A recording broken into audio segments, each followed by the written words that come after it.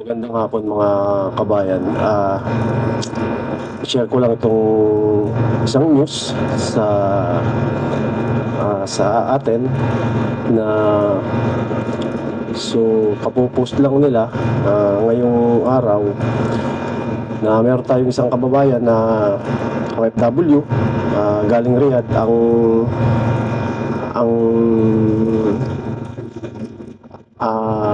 Sabi natin na nasagip papuntang, hindi naman totaling nasagip kasi based dito sa news is nagkaroon siya ng pagkakataon para makatakas, and may mga kababayan tayo na nakakita, tinulungan siya, madala siya sa Philippine Embassy sa Riyadh. And kung makikita nyo po, tingnan nyo yung link para mabasa nyo at makita ninyo yung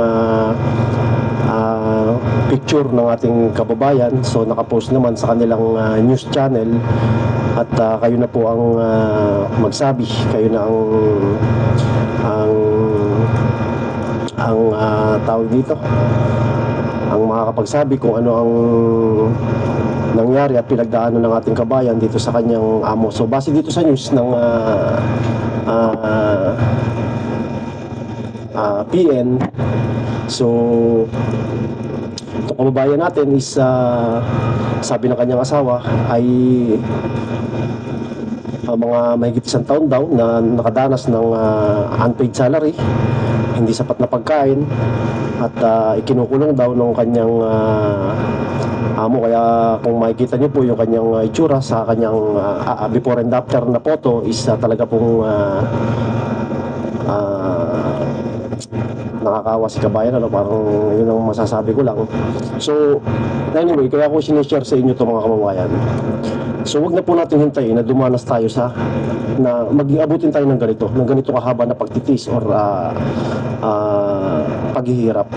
Dahil dito po sa Saudi is meron po rito mga official channel, mga official authority na handang tumugon sa ating mga complaint, lalong-lalo na po kung meron tayong mga ebidensya, no? So ngayon pag-uusapan natin is ano ang dapat nating gawin, or ano ang dapat mong gawin halimbawa ikaw ang malagay sa wag naman sana sa kagayang sitwasyon ng ating kababayan, ano? So una, kung kabayan ikaw ay nasa immediate danger, lagi pong unahin yung iyong safety. Dahil kung may mga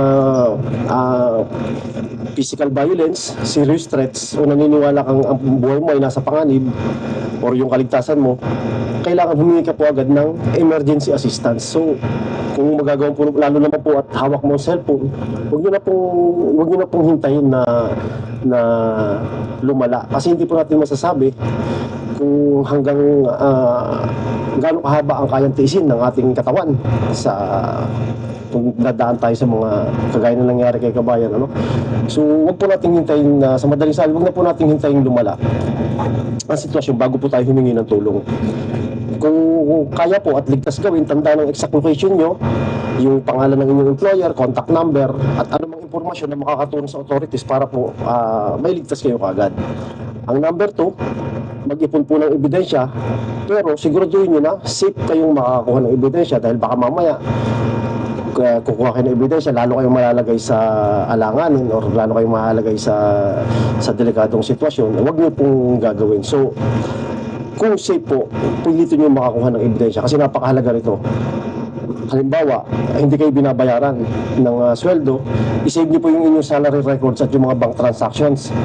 Kung may threats o yung mga abusive messages, so nagme-message sa inyo, isave nyo, screenshot nyo, save nyo sa inyong cellphone, o kung meron kayong pwedeng pagsendan na if ever na kailanganin nyo, na napapagkatiwalaan ninyo, pwede nyo pong gawin yun.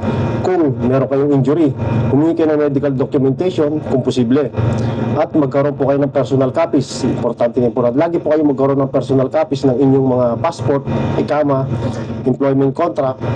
Kung kayo po ay domestic worker, yung Mosanid contract nyo, kung meron man, or kung wala, yung inyong hard copy na dala-dala ni galing Pilipinas.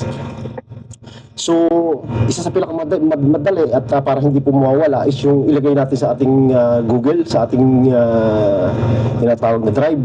So doon nyo po i-upload para kahit mawala ang inyong cellphone, pwede kayo maki-internet, maki-online, makikita nyo po yung inyong mga personal na dokumento. So ang pangatlo, alamin kung anong system ang sakop mo. Ibig sabihin po, dapat alam mo kung ikaw ay private sector, kung ikaw ay domestic worker. Dahil importante po itong distinction na ito dahil hindi po parehas dito sa Saudi ang rules para sa private sector at sa mga under ng domestic works. Kung private sector employee ka kabayan, halimbawa technician, engineer, waiter, and sa company or construction worker or factory worker, karaniwan HRSD at Kiwa ang relevant na employment channels na ginagamit. Pero kung ikaw naman ay under ng household worker tulad ng domestic worker, house driver, or occupation na sakop ng mga domestic works regulation, Mosanid po ang under din po siya ng HRSD, pero platform po na ginagamit dyan ay yung Mosanid.